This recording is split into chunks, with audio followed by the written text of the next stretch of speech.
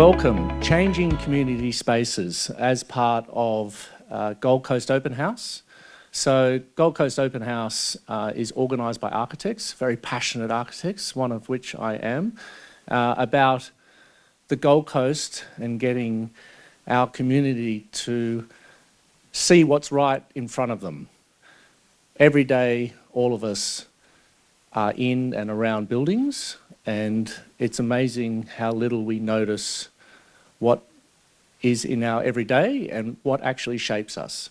So Gold Coast Open House is very much about getting everyone to look up, look around, and check out what's actually happening here.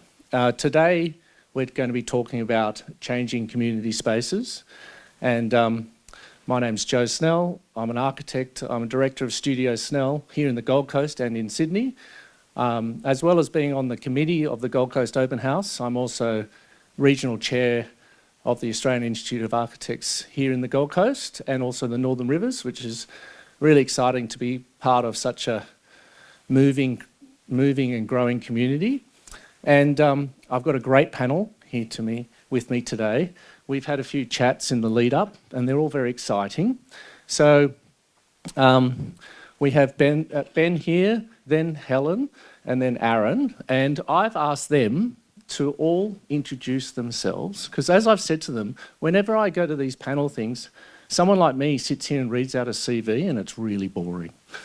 So I've asked each of them just to introduce their full name and then also to tell you guys what they do and why they're here to talk about changing community spaces. Aaron, if I could start with you, please. Sure. Hello. I'm Aaron Poupard. I'm an architect with ARM Architecture. I've had the fortunate privilege of working on Gold Coast projects for the best part of 7 or 8 years. Many of them have been here at the HOTA precinct. I moved from Melbourne in 2020 and dodged a whole lot of lockdowns in Victoria during that time, and I've never looked back since. It's been a wonderful and eye-opening experience to have come from Melbourne that has a very different kind of urban quality to the Gold Coast, but being able to do what we do best, which is great public buildings, in a place that is rapidly changing, almost before our very eyes, and to be able to be involved in that rapid growth and to see all of the wonderful things that the other design professionals and the researchers and also the people that work within the local council here are doing to contribute to the growth of great public spaces in the Gold Coast. So it really is a great privilege to be here with you all and also to work in design in the Gold Coast. So thanks for having me. Thanks, Aaron. Thank you. Helen? Hi everyone, my name's Helen Glengarry and I am the music industry development lead for the city, which the reason I'm here is because I saw this role and my background was programming and booking venues within New Zealand. So the smallest venue I programmed was 1,000 seats. I had a 10,000 seat arena and I had a 40,000 seat stadium. So for the good part of 18 years I programmed pretty much whether it's sport or music. And also, performing arts. So I had a really strong background in putting on live events within venues that were built and run by cities. So when I saw this role come up, that's what was really exciting because essentially I had been sort of within council assisting with communicating and working with the music industry and musicians because they are very different environments and they have very different needs. So to be in a city that actually has a screen industry lead and a music industry lead at a local government level to help form decisions, to ensure that decisions are made for businesses. My role came out of the Music Action Plan, which I think Ben actually worked on and with the team who delivered that. And it became really clear that this was something that we needed to grow and develop as a music city.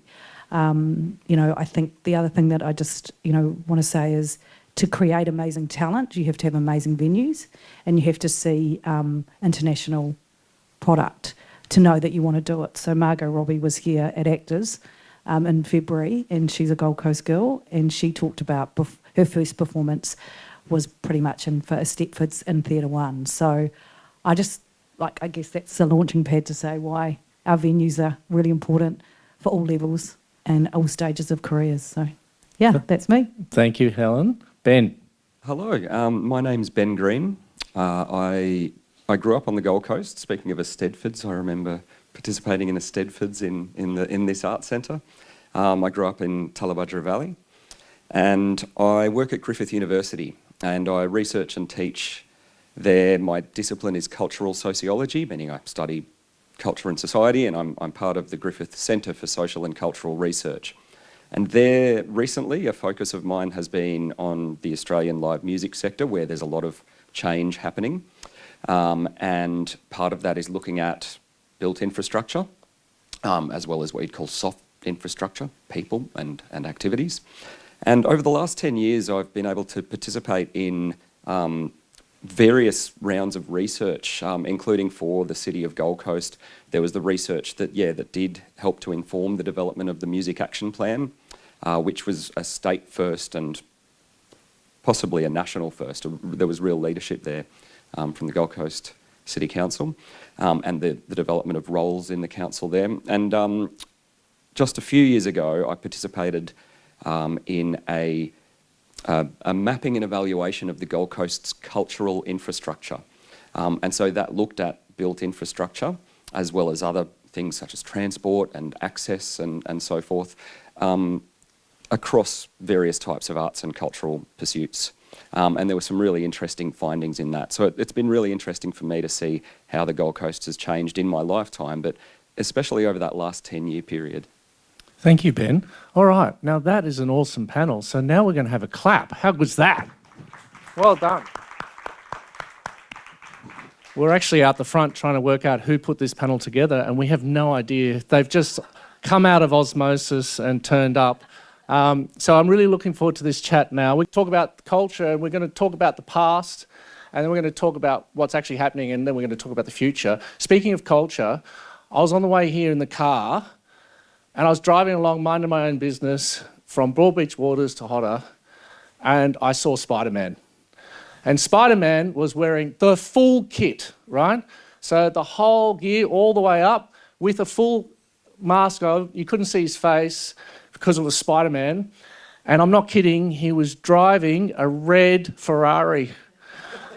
And I'm like looking at him and he's going like this, driving a red Ferrari, and it was full on Spider-Man. I thought, there's culture, only in the Gold Coast. Woohoo! Oh my God, it took me ages to get over that, I had to tell you. So now, speaking of the past, all of you mentioned that back in the day, the Gold Coast was actually a really hot spot for venues. Can we just have a bit of a chat about that? Ben, starting with you, because I talked to you about it first and you brought it up. Just talk about the history of the Gold Coast and the fact that it was strong on this once, but then it went away. Yeah, that's the case in a lot of places, especially non-capital cities, regional cities. But there is definitely, in terms of live music venues, a strong history of places like the Playroom at Tullabudgera and certain pubs. This is one of the things that when we did our consultations 10 years ago now, towards developing a music action plan for the council, and we spoke to people involved in music on the Gold Coast, there was this talk of, things used to be stronger, things used to be thriving more, there used to be more spaces, more people coming to them. And so that was, and that's, the Gold Coast isn't alone in that, but that was an interesting part of the story to look at, okay, well, what's changed and how can we revitalise these things? And Helen, you talked about that as well, and then you related it to your experience in Christchurch. Yeah, so the reason I left my role in Christchurch was because the venues all fell down. And you really find out how important spaces are for people when that happens. Like, as we talked about, it's not just being on stage for performance, it's graduations, it's civic, citizenship ceremonies. There's a lot of things that happen in these buildings that aren't just performing arts or music. So I think when we look at cities, and as I say, it's also interesting, both Christchurch and through the earthquakes we lost venues, but then it was really important to put them back in. But I think for the Gold Coast, it's thinking about how the touring market changed, so people weren't touring as much. They weren't doing whole country tours like they did in the 80s and 90s. We're really seeing sort of that coming back, which is kind of interesting. But yeah, as I say, I think the Gold Coast sort of lost a little bit there, as Ben said, happened in other cities. But after Christchurch, I went to Wellington. Now Wellington's a city that doesn't ever pull anything down. The 2 theatres I worked in had been built in the 1920s. So it was almost, as I say, you sort of move around and see how what is there in infrastructure helps support what's happening from a cultural perspective.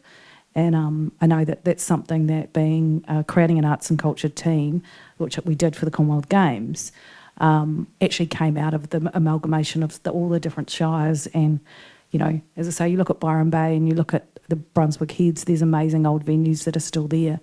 Unfortunately, the growth of our city meant that those big venues were either being filled with pokies or being pulled down for the space above them, really. So one of the things that came out of our chats was this idea that a lot of cities, when they have a past and an industrial past, it's often those industrial areas that become the cool places where these venues come out of, you know, the grit. You know, they got grit. And even in a place like Sydney where I grew up, we used to go to secret raves in these weird warehouses. It was the funnest thing ever. But I'd never thought of it. But when I was talking to the guys, they said, but Gold Coast doesn't have that, so we have to create our own. So maybe, Aaron, you can talk to that. Because I'm sure you were at some of those raves I was at. Yeah, absolutely, under a bridge somewhere. No, I guess the Gold Coast as the city was founded is unlike any other place in Australia. It's the only postmodern city in Australia, and it skipped a whole lot of the kind of traditional structures that cities have, and it missed out on all of the kind of building blocks that make up cities that came before the Gold Coast. So there's no centre as such. I mean, obviously the centre of the Gold Coast is not necessarily the centre for business or the centre for anything. I mean, we still don't really know what the centre of the Gold Coast is. Is it Surfers Paradise? Is it Southport? Is it Bundall? Is it Robina? Is it, you know, what is the actual centre? So I guess with that structure, or the lack of, means that things happen a lot differently here. And although it doesn't have that kind of traditional zoning where things get shifted out into the industrial areas, we see that kind of happening on a single street. You know, what is popular, like the Miami Marquetta, for example, is in a fairly light industrial area that's got residences that are only, you know, a few doors away. And it has to just work within this really kind of constrained area. So therefore, when you have a community venue that's there like that, you need the community to embrace it. You can't just have live music going all the time that's going to annoy all of your neighbours. You need the community to come in and embrace the venue. And in that example, you know, it's well loved by the community, and I think forgiven for the occasional, you know, heavy metal band there on a Saturday night once every couple of months. Yeah, you need to make sure that there's no... Well, I remember in Sydney when it was changing rapidly in lead up and post the Olympic Games in 2000, you know, you'd have these really trendy hotspots. I remember Manly was a really, you know, thriving place. And then all these people moved there and then said, oh, now that we came here because it was cool, but now that we're here, can you close at 10? And amazingly, they throttled it. And that happened across Sydney, and Sydney's trying to break out of that. One of the things about the Gold Coast is clearly its climate.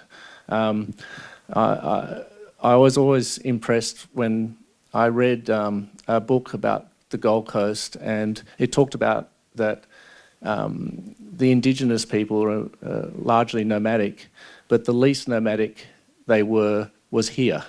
And it was because it was such a great climate. And not quite as deep, but Trevor Hendy, who's one of my heroes, surf lifesaver dude, amazing. He used to be able to eat 13 Weet-Bix every morning. I tried that. It didn't work.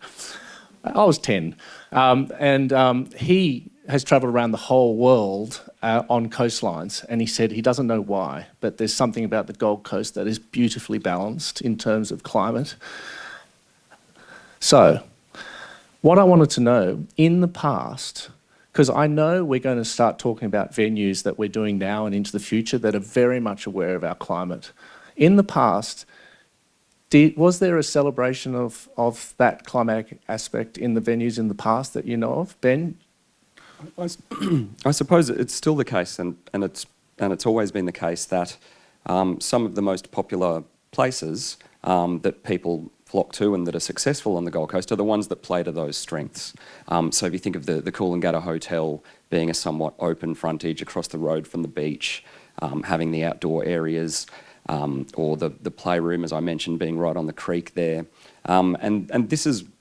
Yeah, there's these environmental elements of what the lifestyle is on the Gold Coast, tending not to be so much of a late night culture, though there are people interested in that too, wanting things to happen in the daytime, wanting things to happen outdoors. And some of the spaces that have been really successful are those hybrid kind of spaces, mixing uses, being available in the daytime, maybe being family friendly. These things can cause issues when it comes to planning and regulation and so forth. So that's been a challenge in the past, is places that don't fit in a neat box. But they're often the successful ones we find. Miami Marquetta being another example today. I love Miami Marquetta. I did my ministry sound there the other day, and it was very nostalgic. Problem was, I looked around and there's all these old people, and then I realised I was one.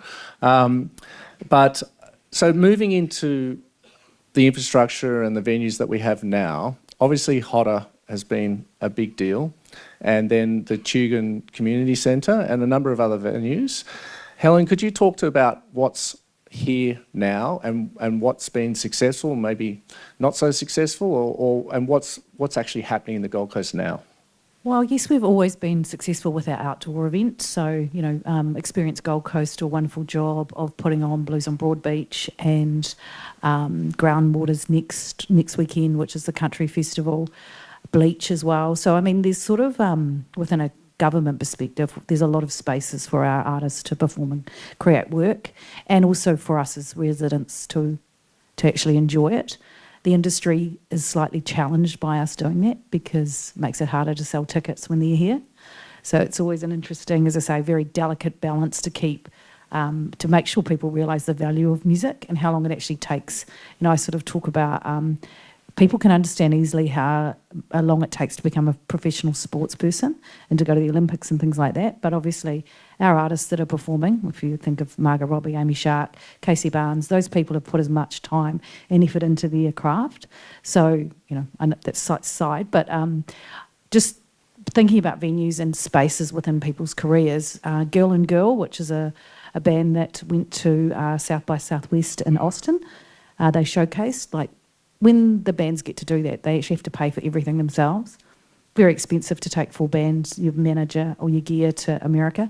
Jamie, who's here, will testify to that. But they actually shot their video for one of their latest in the Tugun Tom Aiken Hall. Right. So, I think I see that videos are so much more important now for artists with streaming, with TikTok.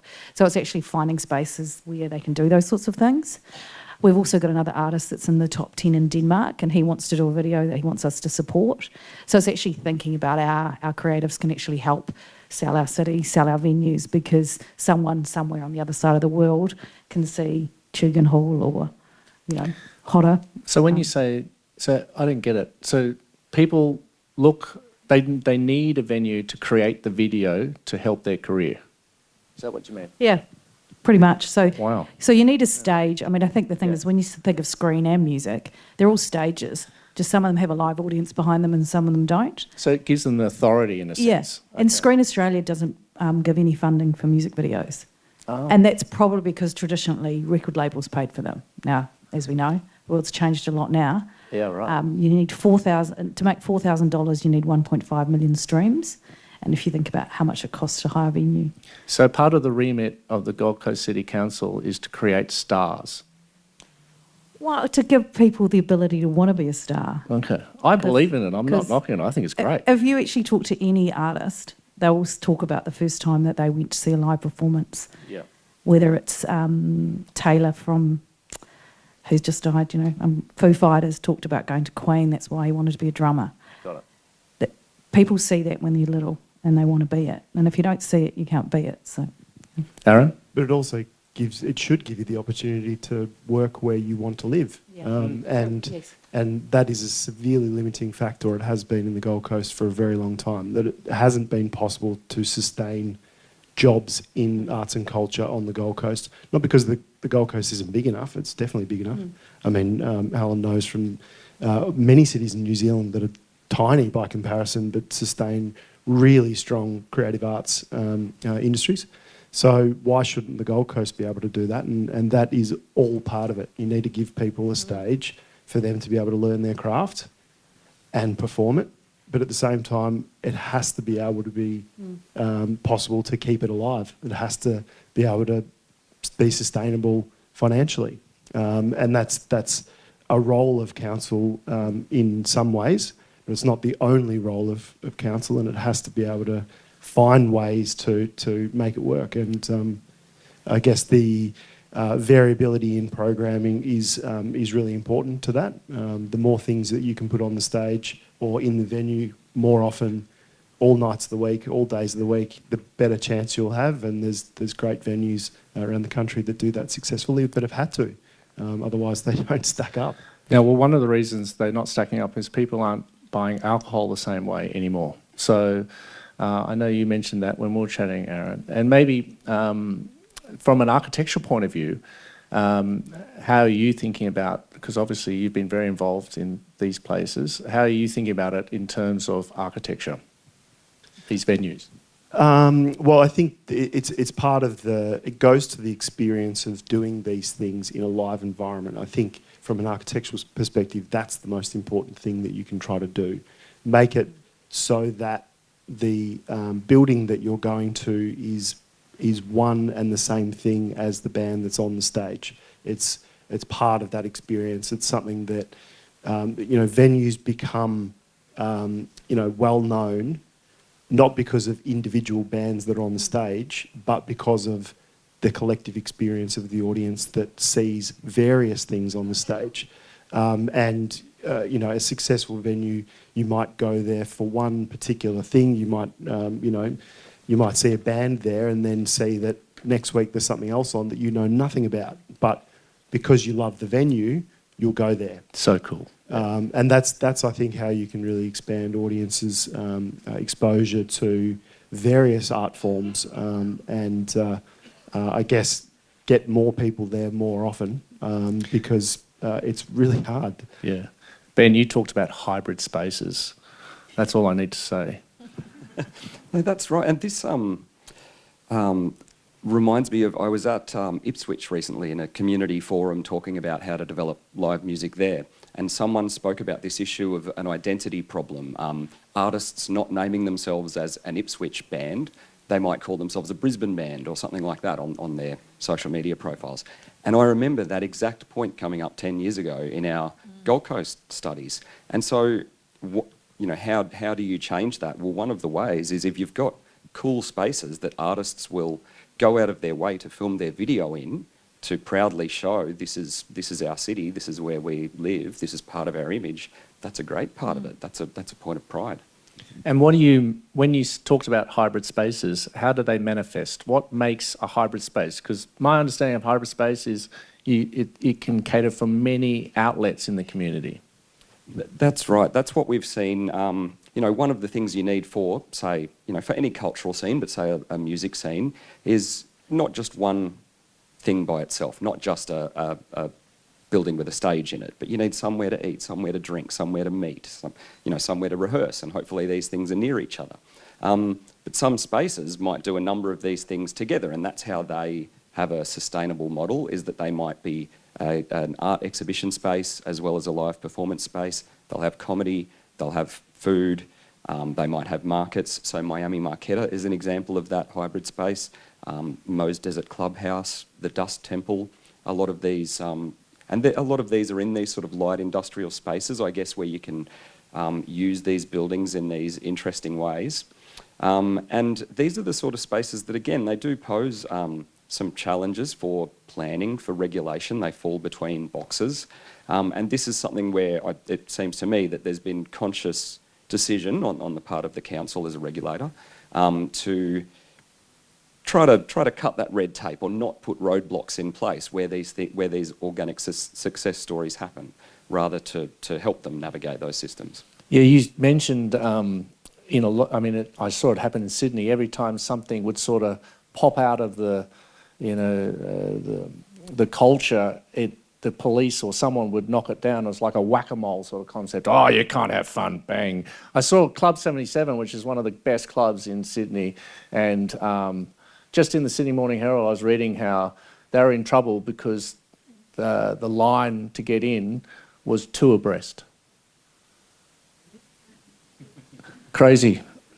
But you're saying that Gold Coast City Council hasn't had that attitude. They've actually been supportive of these organic, well, for want of a better word, guerrilla sort of things. Yeah, guerrilla, go with that. Often under the radar in terms of, when things first get off the ground, until at some point they go, oh, gee, we better think about insurance and we better think about permits and so forth. Then by that time they're running and people love the space and they're flocking there. But that attitude has changed over time. One of the things about, one reason why local governments are increasingly, and the Gold Coast has led the way on this, having an arts and culture strategy, having a music strategy, having staff to deal with it, is because they need to. Otherwise problems arise and you go, oh, we don't have a policy for that. How are we going to deal with it? It's always been a reactive thing.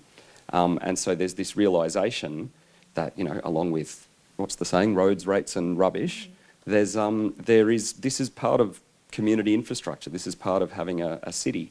And so there's a need to forward plan for it and strategise rather than just reacting to things. And so that's why we've got Helen. Go, Helen. Well, I mean, as I say, the reason the Music Action Plan came about was because some of those things were hard in the city. So I fight every day to try and get rid of some of that red tape. But I also do think there's a lot that's happened with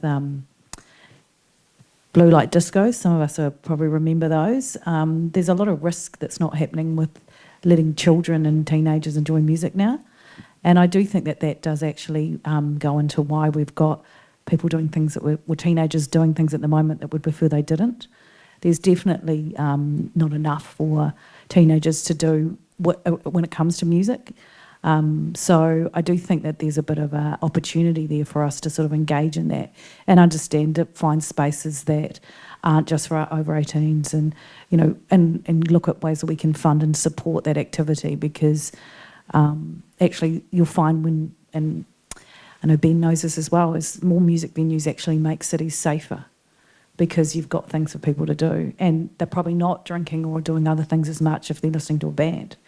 I'd like to try and get recreation, the definition of recreation, not just to be sport in this country, because music and actually ticket buying for people of my age and my gender is more aimed at theatre and at music. So I think the Live Performance Australia ticketing sales for 2019, there were more, all the codes put together was less than performing arts and music. So I just think that's something that is, a city and a country that we need to sort of understand there's a lot of other people with money that might want to do stuff. And recreation should include dance and music. That's where I was going with that one. The other thing in that live performance data from about 2019, in the decade up to that, so through the 2010s, attendance and revenue at live music in Australia doubled. So it's a growing participation, and it's across age groups, it's across demographics. I know, because we've got, Laura's here, so we can talk. We have 3 boys, 16, 14, and a younger one at 10, but we've been looking for events to start taking them to because they're interested in music, but they're not very exposed. And I've noticed when we were looking to take them places, I couldn't take them to the really cool stuff, the new cool stuff, because it's all over 18s. So I'm taking them to Travis Scott because the really big acts are for the whole family can go. So I hear what you're saying about that. I hadn't thought about that until I started looking for my in my own situation. But let's turn to the future, what's coming. Aaron can't talk about some of the things he's doing, and I asked him secretly, like, can you just tell me? He won't. So, without giving away what you're actually doing, can you talk a bit about where we're heading in this city? Yeah, I mean, I guess this city and around the country, and it's all relevant because I think when bands tour around the country, they're looking for venues of the similar scale in other places as well as the Gold Coast. So when you want a band to come to the Gold Coast to play a show, it pretty much has to be the same scale venue that they would play at in Brisbane or Sydney or Melbourne or Adelaide, and there's great venues in those capitals, and the Gold Coast really deserves to have an equally matched venue of similar scales all the way through the spectrum. So obviously there's places like Mo's Desert and Marquetta that occupy that low end space, and then there's the outdoor stage here that occupies the sort of 4,000. In an outdoor environment, which is great. And then there's a huge jump up to the stadium scale, and not much in between those scales. So the Gold Coast really does need to fill up that gap, the couple of thousand capacity, and then possibly the sort of 10, 12, 15. Is that an scale. arena, or what's that called? That middle thing? Yeah, that's a sort of multi-purpose arena where it could be for... And we don't have that here? No, I mean the closest thing is is clearly the stadium, which is more like 20,000. That is not really intended for live music primarily. So we need one of those. Yes, So we do. Yes, Helen. Yeah. but it sort of comes also to the role of local government in this context as well. The local government is the second largest local government in the country behind Brisbane here, and that in itself is a very unique position to be in, because the local government does need to do a whole lot of heavy lifting with these venues, and needs to find a way to build them. And there's a huge amount of money to build venues and then to operate them and to commit to operating them in the long term.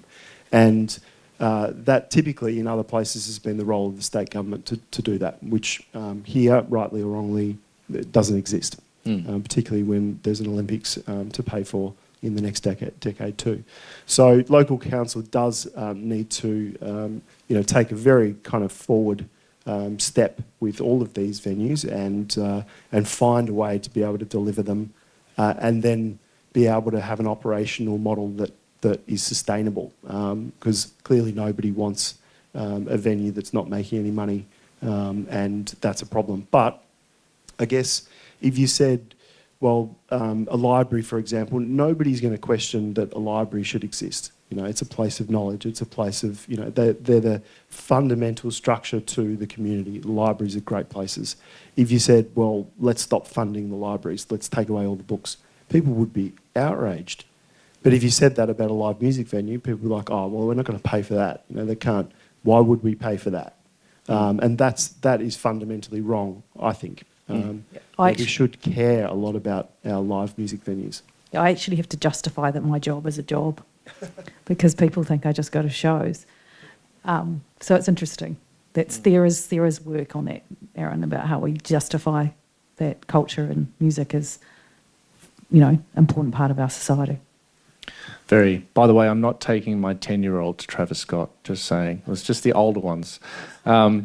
Yesterday we were talking, Ben, and we talked about the focus has been a lot on Surfers to Broadbeach and then Southport and then the southern GC like Burleigh. When you said that, I was thinking, what about the hinterland?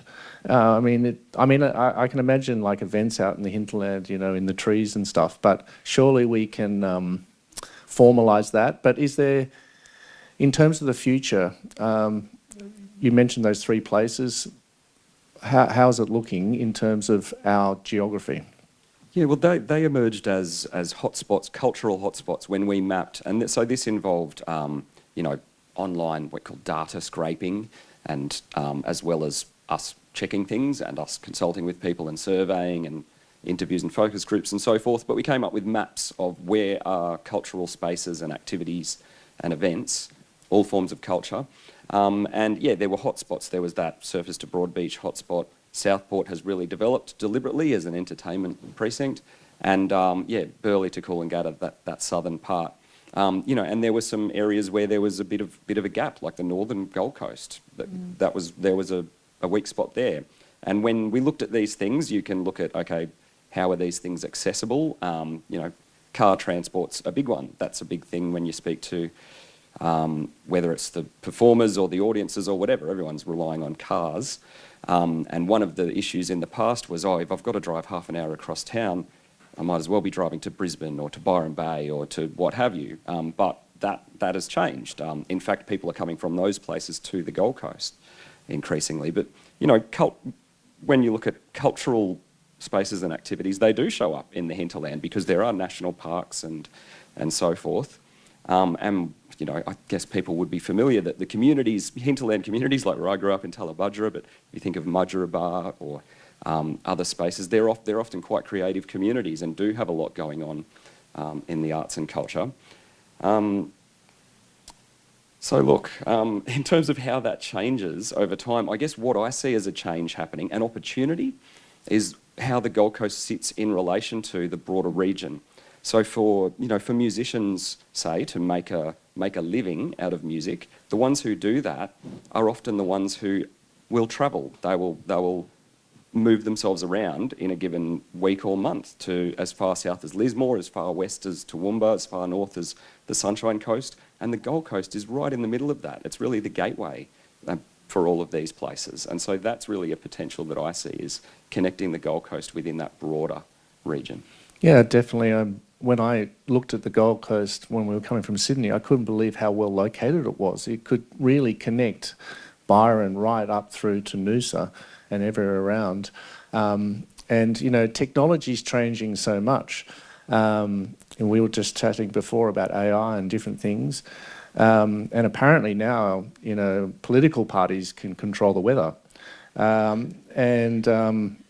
Helen, how are you seeing the kids coming through and well, we're all on technology, so it's not the kids, but how are we going to engage with venues into the future? And how are we preparing for that? Well, I think at the end of the day, we're social creatures, and being at a live music venue will never. That's the one thing, and I can tell you now, running venues for nearly 20 years and seeing what happened in the atmosphere in an arena when their favourite band was about to come on, you could feel the energy. So it's like this. It's not something you can put in a little box and take it home and watch it on, you know, on your music videos or be at mate's house listening to music. Live music is something that is a very different experience, and if that's your gig and that's what you want to do, it's sort of, you know, it's part of your life. So, I mean, there's been a lot of talk about AI within the music industry, and at a conference I was at the other day was around, you know, what's going to happen. My sort of line on that was, I think there's a lot of people who are in the music business that aren't musicians that actually might not be doing what they're doing when AI comes to a thing. It's not so much the musicians. As someone said the other day, music's binary, or it's numbers. So that's why AI's been able to do what it can do. But I think we can all tell when someone's speaking to us on a phone when it's AI generated. Same thing with music. You can tell when it's not. I don't know how, but I can tell. But I just think we're actually going to see, and someone said the other day, there's a bit of post-trauma from COVID. There's kids that couldn't go out, were told not to go out, didn't get to go to a concert, didn't get to go to their formals, so didn't experience music as teenagers that we had the luxury to. So that means they're not wanting to go out. So they need a bit more, what's the word, push might be the right word, but it's how we can, as I say, ensure that they understand that you know, it's an important part to, you know, well-being. You know, there's so much stuff around all that, you know, safe spaces and having a good time at the end of the day. Aaron, talk to the future. I was just going to add one small part to that, the post-COVID thing that I'm sure you've seen as well, Ben. The issue to do with ticket purchasing right at the end, there's a sort of culture now of buying tickets just before you're about to go and see the show, which is hugely detrimental to the industry because that you can't forward plan, shows to happen because you're not sure whether you're going to sell the tickets or not. Whereas traditionally it's been tickets come on sale, they sell out or they don't sell out. If they sell out, you've got a good show, you add another one. Now the show doesn't sell out until right at the last minute, and that is making it really, really tricky. And we've seen some festivals fall over because of that reason. In terms of the future, I guess I think about things from a venue perspective, and we think all the time, what are the fundamentals of a venue, and will it ever change? Does it need to change? What is it about the future or technology that would force a change within venues itself? And I think there's definitely the presentation of material is changing. I mean, it's still band members with a guitar and a drum kit and a voice, and that I don't think can change without sort of losing the soul of live music. But the content that's displayed behind them and the AI, kind of the link to AI and the generation of things, the interactiveness of it, a holographic image display, 3D sort of video display, all of those things that enhance the experience of being there in person versus being able to watch the same thing on YouTube is, I think, really important for venues.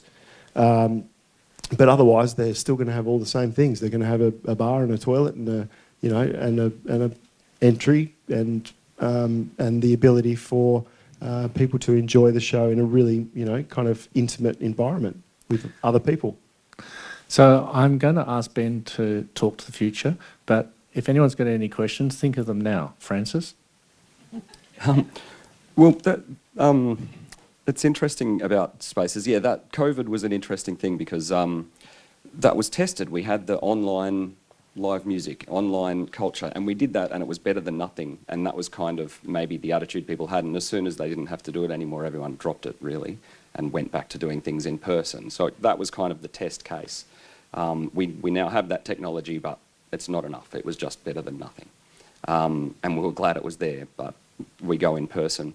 One of the things with the challenges that the live music sector is going through, and small venues that rely on alcohol, a lot of people saying that model's broken. That might be why some of these diverse and hybrid spaces are the ones that are working out. But civic spaces, I think, will be increasingly important. Places like council buildings, community centres, art centres, and so forth. And this is, as you say, it's something we're used to. The government does art galleries or the government does opera. I think there's increasing acceptance. The government can be involved in this thing that is the most popular way for Australians to participate in the arts is participation in live music. It's one of, I think, along with dance. Music is the art form that the most people engage with. So there is a role for government in that and a role for civic spaces in that. Yeah, I think we forget that rock and roll started in town halls. Oh, look, Francis has a question. Okay, good. Go. I wanted to just say, well, first of all, thank you all so much. But I think that we talk a lot about the sort of fringe spaces that people love. Everybody loves Simon Rock. I think the fact that everybody loves it and feels that there's probably space for all would be important. And then there's comment about the use that space. And I think it's also opportunities for architects and there's zero layers. And it is in fact happening sort of that being standards. But I was recently aware of the Beachfront Hotel. They had a little band there and that sort of one. And I think are these places also back are they able to funding from the council? Is that the Beachmont Hotel? Yeah. Yeah, sorry, the question was, are the smaller venues getting help from the council? So one of the great things about going to the City of Austin in March was to actually look at the programs and how they do it. And they've got, I think, something like 300 people working in their music and entertainment and looking after venues and programming, and it's a really big part of that city. So as part of that, we're about to launch a live music fund There'll be 3 eligibility sections for that. So you'll either be a professional musician, which means you've got published work, or you've played continuously, as in you've made a career out of, you've got an income, it's your main form of income. You're an independent promoter that's obviously doing smaller gigs, so you're not working with the Live Nations or the Frontiers of the world. And finally, you're a music venue.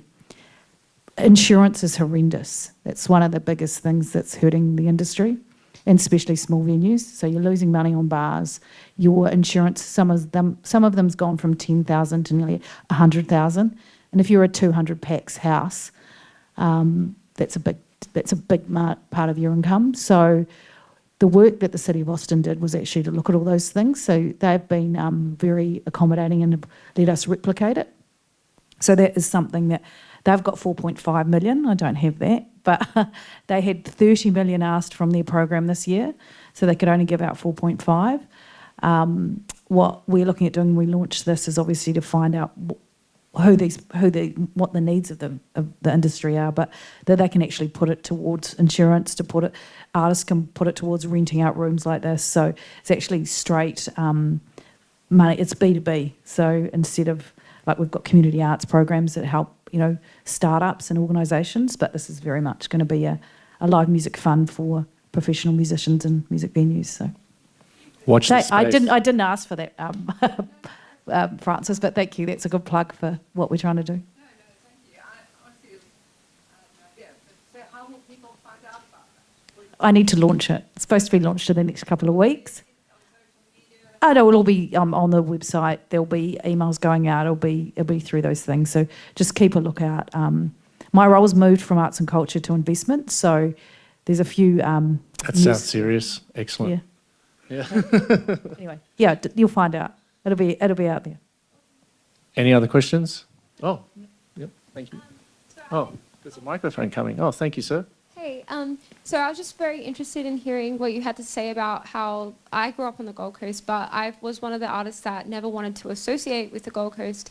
And I never really thought about how a structure of a building can influence that. And so I just moved to Brisbane from America, and I said to my mom when I first arrived a month ago, I just want to be around old buildings. And I want to feel like I'm in America, but in Brisbane. And I said to my mum, there's something about the Gold Coast, it just feels 80s. Like, I never knew that there was no, hub here. So you telling me this is blowing my mind. But I did a photo shoot last month, and my main goal was to replicate this Americana look. So I was like, I want only historic buildings. I wish that the Gold Coast had historic buildings. So you guys are all architects, so I'm just wondering, how do we try and bring the history back, but in a modern way?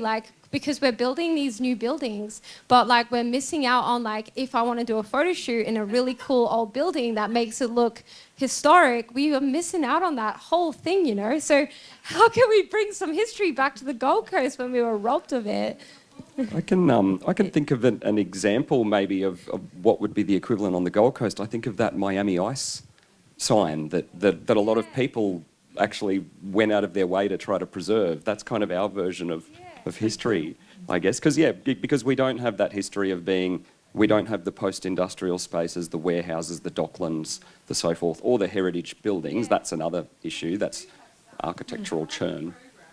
Oh yeah, well yes. Yeah.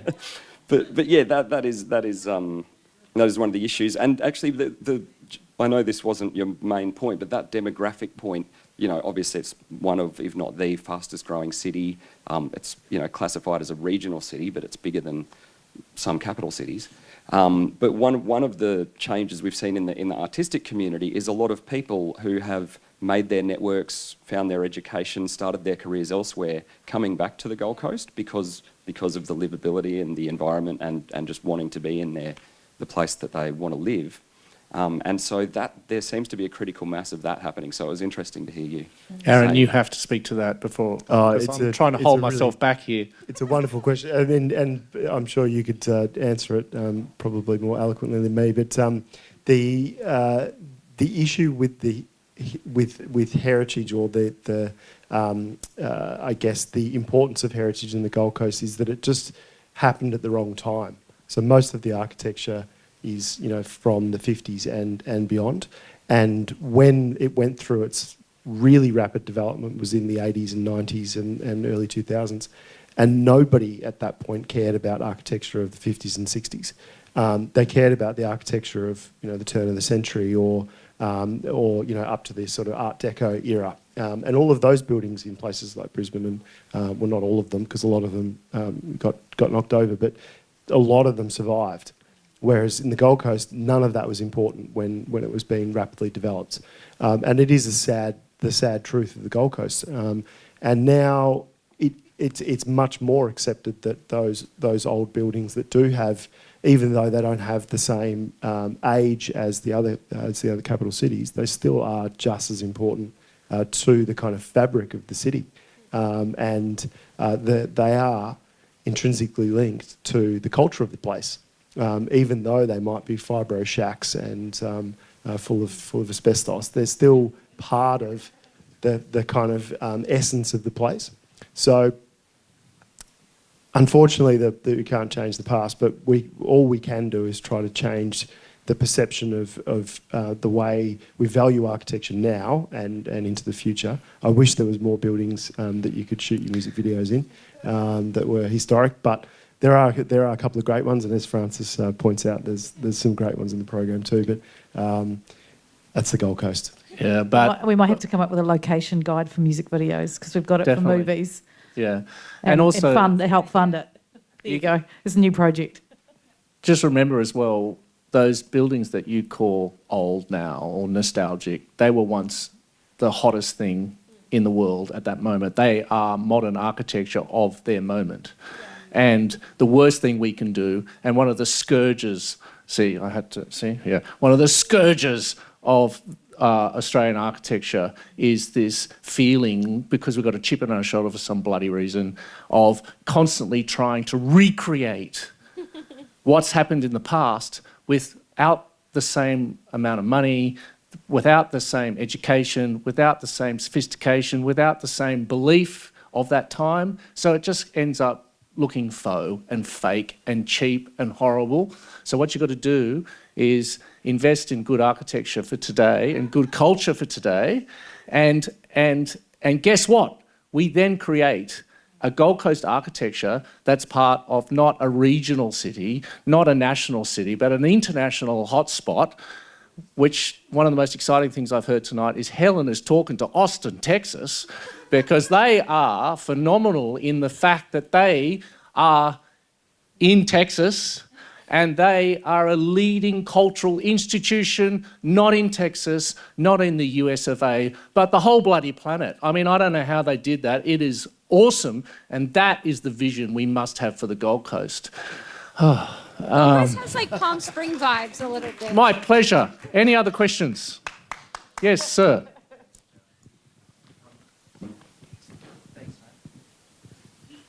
That's just as a plug, one plug for the Ernest Railway Tunnel, which I think is one of those spaces that is being used as a venue for opera and has plans for the future. But as spaces on the Gold Coast, there's other venues like Southport Broadwater Parklands, Doug Jennings Park, Kurrawa, Pratton Parklands, Coolangatta Parklands as well. And I guess I was after the comment on the pros and cons of some of those spaces, which are community spaces, and their suitability for the arena type venue and the fallout from things like the Fisher concert in Cooley and if you could maybe comment on the use of these community spaces. Or Helen and Just before we do, Francis, what time are we finishing? Very soon. We've got another panel discussion happening at 2 p.m. So we've got until 4 or 5 minutes. Oh, 5 minutes. Okay. Okay, sorry. Please. Because there is one other question up the back, so we'll try and be reasonably brief. I'll be really concise with that. Those venues are for festivals and greenfields. Big international touring acts don't use those spaces. Every stage around the world is a 60 by 40 stage at 4 or 5 foot. If you get riders for any of those, and as I say, I had the luxury of looking after the only arena in New Zealand before Auckland was built, they are the same all around the world. So when Taylor or Miley or whoever else, Travis, when they come to an arena, they come in that day, everything is rigged to the roof, it's all the same. They come in that day, they leave that night, they go to the next place. So our outdoor spaces can't facilitate that kind of aggressive touring and the needs of those, of what they need backstage. Someone like that, I mean, when I did a Share show a long time ago, there was 120 people on the road, and that was in 2005. So, you know, our greenfields can be wonderful spaces, and yes, we've had Queens of the Stone Age and, you know, as I say, national touring bands, they can, but the infrastructure and the insurance and the sound and the complaints, an arena is made so you can't hear it outside.